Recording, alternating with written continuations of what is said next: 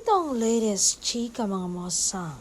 Donnie Pangilinan 100 ang score sa relasyon kay Bel Mariano. Naging viral ang panayam ni Donnie. Tinanong si Donnie tungkol sa tunay na estado ng kanilang relasyon ni Bel. Sa halip na diretsahang sumagot, 100 ang score na tugon ng aktor, kaya ang basa rito ng nagtanong ay katumbas ito ng pag-abi ni Donnie sa kanilang pagiging magjowa umano ng Gen Z superstar. Komento pa ng uurot, akala raw niya ay ibang love team lamang ang matapang na umaamin hinggil sa kanilang love life. Yun pala ay may tapang din si Donnie na magpakatotoo. Paglilinaw naman ni Donnie, wala raw siyang inaamin at nagbigay lamang ng score.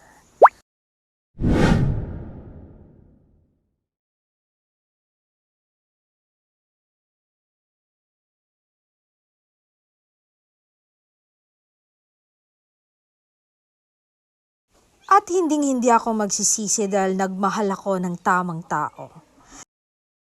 Aminado rin ang kapamilya star na may mga adjustment din siyang ginawa para mapanatiling maayos at healthy ang relationship nila ni Donnie.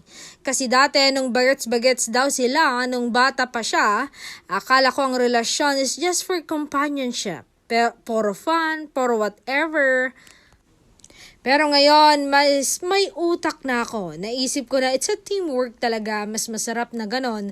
Alam mong meron kang kasama niya pa. Dagdag pa ni Donnie, hirap naman din talaga humanap ng perfect partner for you. So pag nakuha mo na yon, yun na yon. Huwag mo nang pakawalan pa. Gamay na talaga namin sa isa't isa, kaya nga mga lagi kong sinasabi, masaya ako na laging siya yung kasama ko. Kasi ang totoo lang, mas nagiging vulnerable ako pag nakikita ko siya. Hindi ko alam kung bakit. Mas madaling umarte kapag siya yung kaharap. Ani ni Donnie sa working relationship nila ni Bel.